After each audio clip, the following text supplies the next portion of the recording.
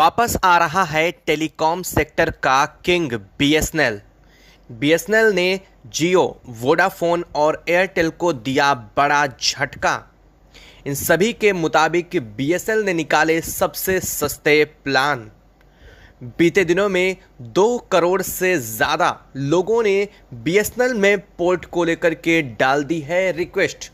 जी हाँ, इस वक्त बहुत बड़ी खबर, बड़ी अपडेट इस वक्त सामने आ रही है, जहां एक तरफ बीएसएनएल है तो वहीं दूसरी तरफ प्राइवेट टेलीकॉम सेक्टर जियो, वोडाफोन और एयरटेल का मार्केट जहां हाइक बढ़ा रहा है अपनी और लगातार अपने प्लान्स को महंगे कर रहा है। ऐसी स्थिति में एक बार फिर से लोगों को बीएसएनएल की तरफ जाना मजबूरी बन चुकी है। लेकिन अब बीएसएनएल कुछ ऐसा कर चुका है जिसको सुनने के बाद आप भी खुशी से झूम उठने वाले हैं। जी हाँ, सरकारी कंपनी के तौर पर जाने वाली बीएसएनएल एक बार फिर से मार्केट में अपनी पकड़ को बढ़ाना शुरू कर चुकी है।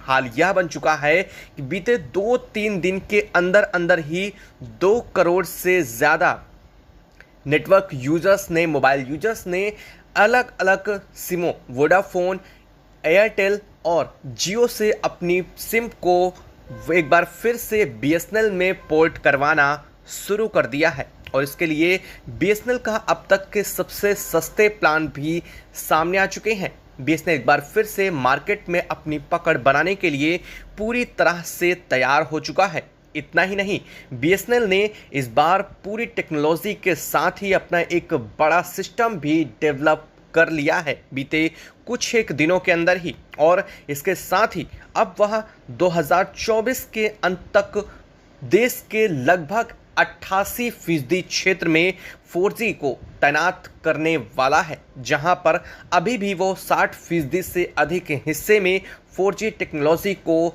तैयार कर चुका है और इसकी सर्विसेज भी शुरू हो चुकी हैं। इतना ही नहीं, बीएसएनएल ने यह भी दावा कर दिया है कि 2025 के शुरुआत और मध्य तक आते आते वह 5G सर्विस को भी देश के पूरे सभी भागों में लगभग लागू करने वाला है। हालांकि ये दावे काफ़ी बड़े हैं और अगर ऐसा कर लेता है बीएसएनएल तो यह काफ़ी बड़ी जीत होने वाली है और यूज़र्स के लिए एक बहुत राहत की खबर है।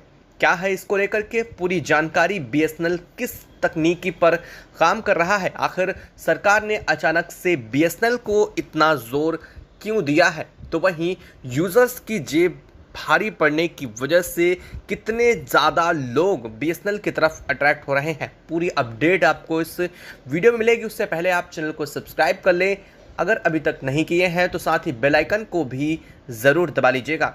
दोस्तों, बीएसएनएल जिसे आज तक मजाक की भाषा में भी यह कहा जाता है कि भाई साहब नहीं लगेगा, उसने अब अपनी पूरी रणनीतियों को बदल करके रख डाला है। जी हाँ, बीते कुछ एक सालों में यूज़र्स की घटती संख्या के बाद बीएसएनएल का ध्यान सन 2009 के बाद से पूरी दुनिया का इससे हट चुका था। देश के अलग अलग क्षेत्रों में लोगों ने बीएसएनएल की सिम को छोड़ करके प्राइवेट टेलीकॉम सेक्टर की ओर 2009 से कदम रुख आगे किया था। इसकी वजह भी थी क्योंकि बीएसएनएल में लेट लतीफ़ी और वहाँ पर कॉल ड्रॉप की समस्या, कई जगहों पर नेटवर्क की प्रॉब्लम, तो वहीं सर्विस को लेकर के खासा परेशानियों का सामना करना पड़ता था। लोग अपनी रिक्वेस्ट देते थे, कई बार उनकी हफ्तों तक रिक्वेस्ट पड़ी रहती थी। ऐसे में बीएसएनएल से लोगों का झुकाव खत्म हुआ और 2009 के बाद एयरटेल और वोडाफोन, आइडिया जैसी आई हुई तमाम कंपनियों की वजह से लोगों ने इस पर रुख किया।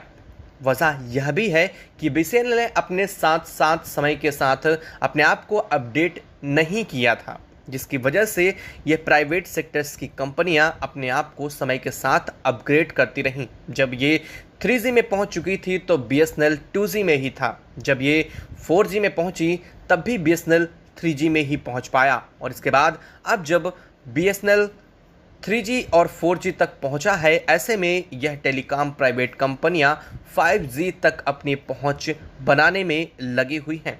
वजह साफ है, यह है कि अभी हाल ही में 5G स्पेक्ट्रम की हुई नीलामी में 1.5 लाख करोड़ रुपए की नीलामी स्पष्ट हुई थी, जिसके बाद अब यह कंपनियां सीधी सी बात है कि इस सब की उगाही आम जनता से ही करने वाली हैं। ऐसे में अब जो जियो और एयरटेल के प्लान थे उनमें लगभग 27 से 30% का बढ़ोतरी देखा गया है। यानी कि अगर आपकी जो रिचार्ज अब तक 100 रुपये का होता था वह अब लगभग 127 के आसपास पहुंचेगा।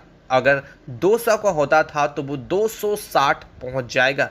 ऐसी स्थितियों में साफ है कि काफ़ी बड़ी मार आम जनता को झेलनी पड़ने वाली है। और इन सभी के साथ आपको बता दें कि एक रिपोर्ट के मुताबिक एयरटेल और जियो ने अपनी यह जानकारी दी है कि एयरटेल एक यूजर से सालाना 2090 रुपये खर्च करवाता है, तो वहीं जियो 1810 रुपये के आसपास खर्च करवाता है। ऐसे में अगर बात करें तो यह अपने आप की हाइप बढ़ाते हुए और इन रेटों को क्रिएट करते हुए जो नए प्लान्स डाले हैं वो काफ़ी ज़्यादा खर्चीले भी होने वाले हैं। आपकी बात करें तो बीएसएनएल जो सरकारी फंड पर चलता है उसे सरकार ने अभी हाल के 1 से 2 साल के अंदर जो उसे मिलने वाला फंड है उसमें बढ़ोतरी भी कर दी है। आपको बता दें कि देश के कई ऐसे इलाके भी अब सामने आ रहे हैं जहां पर अभी तक एयरटेल के नेटवर्क सामने नहीं है, लेकिन वहां पर अभी भी बीएसएनएल स्थिति देखी जा सकती है। बीएसएनएल से अभी भी लोग यूज़र्स बने हुए हैं। यानी ग्रामीण क्षेत्रों में बीएसएनएल की अभी भी मांग और उसकी सप्लाई बनी हुई है। वजह साफ है कि जो प्राइवेट कंपनियां हैं वो शहर और कस्बों पर ज़्यादा फोकस करती हैं बतौर ग्रामीण क्षेत्रों में, लेकिन बीएसएनएल अभी भी अपने पैर ग्रामीण क्षेत्रों में टिकाए हुए हैं। ऐसे में अगर बीएसएनएल सरकारी क्षेत्रों के साथ साथ अगर शहरी क्षेत्रों में भी इस तरह से अपनी सेवाओं को मुहैया ठीक तरीके से करा पाता है तो यकीनन बीएसएनएल का मार्केट काफ़ी बड़ा होने वाला है।